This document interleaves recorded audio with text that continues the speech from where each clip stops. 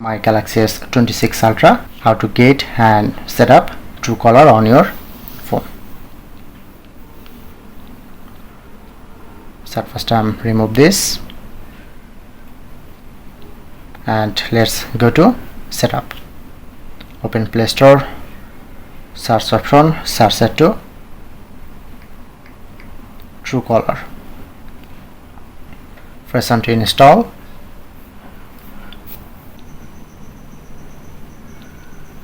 Okay, now successfully install this. Press on these apps to open. Press on get start. Select as default. Continue. Allow.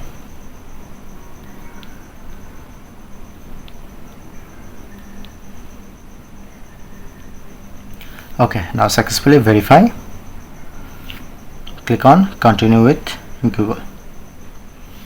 Fill up your name, first name, last name and add email address, or if you want to add profile picture and edit profile photo, select any photo, press on to continue.